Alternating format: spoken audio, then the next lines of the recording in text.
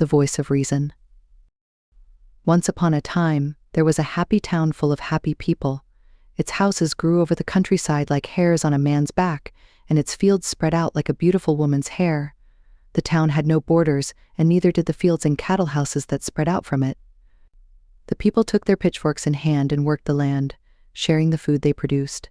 If a woman did not have enough milk, her neighbor gave her a jug of milk. If a man did not have enough apples, his neighbor gave him a basket of apples. In this way, the people lived a simple and happy life. When they felt hunger, they felt it together, and it never lasted long. Sometimes, kings came and tried to tame the townspeople. They said, "My land is so much richer than yours.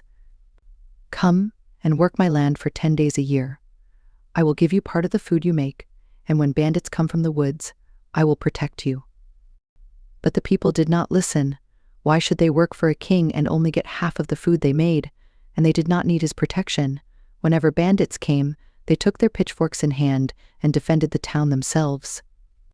If a thief came and stole food from their fields, they did not hurt the thief. Instead, they took them inside and gave them a good meal, and often these people joined the town, and everyone quickly forgot that they had once been thieves. Sometimes the kings tried to make the townspeople work for them. One king married a daughter from the town and said that the family of the daughter now belonged to him and must work in his fields. It didn't take long before they took their pitchforks in hand, and the king was running away. But one day, something different came to town, riding a strange wind that blew from the south.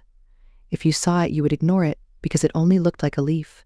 But if you came closer before it blew away, you might see some eyes, or a mouth.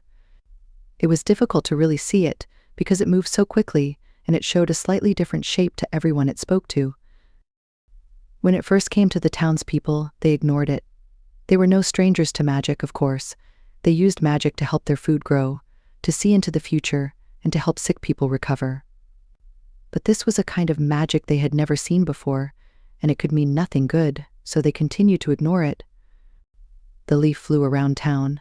Finally, it found a lonely old man called Torsten, whose wife and daughter had died. Other people often visited him and brought him food, but with each passing day he spoke to them less. Sometimes he shouted for them to leave the food outside and refused to speak to anyone. He was too old to work, and he felt ashamed that he could not join the other men. Old man Torsten's eyesight was not good, and he didn't see the leaf when it flew through the open window and landed on his ear. "Dear old man," said the leaf, "I have heard you complaining." "Who is that?" cried old man Torsten. "Get out, I am the voice of reason," said the leaf. "I have come here from far away, and I can see that there is no reason in this town." "What are you talking about?" said Torsten, but he sat down and listened. "You have worked harder than all those young men out there in the fields, but you have no more things than them.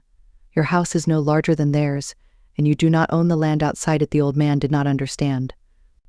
"Nobody owns the land here. We all own it together. Why should I? And why should you have to work on the land?" said the leaf angrily. "You have worked hard all your life, and they left you here by yourself. Those men bring you food as if it were a gift, when really they should be bringing you much more." Torsten thought for a long time. He knew that when you heard voices, it was important to listen to them. He had heard a strange voice before he married his wife, and the voice had told him that she would die before him. He didn't listen then, and look what happened. "And how can I change this?" said the old man. "I am too weak to work in the fields. I am alive. Is that not enough? Oh, but changing things is simple. It goes like this." The next day, 2 young men from town came to bring old man Torsten his food. When they got there, they were very surprised. "What's this?" said one of the boys. Around the man's house, a wall of plants had grown. It was a row of hedges, but they had never seen hedges used in such a way before. It made a big square around the house, and they had to walk around the hedge to find a way in. "What magic have you used?" old man asked one of the boys. "These hedges grew overnight." "Get out," shouted Torsten. "You're on my property. Leave the food there, and I'll get it myself." Old man Torsten came outside holding his pitchfork, and the 2 boys didn't have to be told twice. They left the food by the hedgerow and ran away. News of this event quickly spread around town. Nobody could understand what old man Torsten was doing. Several people tried to go and speak to him, but as soon as they crossed the hedgerow, he ran after them with his pitchfork. So finally, people ignored him. But there was a problem. There was plenty of useful land within the hedges, and that was land that none of them could use. The man could not plant food there himself, but it seemed he did not want other people using it either. Well, as much as the people loved the old man, they couldn't allow what he was doing, so they stopped bringing him food. They knew that one day he would have to come out from the hedges and ask for their help. But that didn't happen. For weeks, Torsten didn't appear. People saw something strange through the hedges. Finally, a brave woman went and looked and found out that the old man had a young woman living with him. "It's Jacquette, Dorothy's girl," she explained to the others. Dorothy was saying she kept disappearing. Apparently, Jacquette now works for that old rat. She works his fields in the day. The phrase "his fields" sounded so strange, and at night. Well, I don't know what goes on. But I saw him taking gold out and giving it to her. Some people in the town had gold, but it wasn't very much. They knew it was valuable, but they had no use for it, so they kept it hidden in their houses. Sometimes a jeweler would come to town, and they gave gold to the jeweler to make into jewelry. "How strange," said a young man. "Has Jacquette become a jeweler? Where did she learn?" The next day, they found out what was going on. Jacquette came into town and asked to buy people's food. "I'll give you this gold," she said, and held out a piece of gold. "Jacquette," said Dorothy, grabbing her daughter's arm, "you stop this right away. I have so much work to do at home now that you've left. There's washing and cleaning and cooking. But really, if you wanted to become a farmer or a jeweler, you should have said." But Jacquette ignored her, pulling away and smiling like she knew something that her mother didn't. She looked tired and hungry, and the people would have given her food if she had just asked. So why was she offering gold?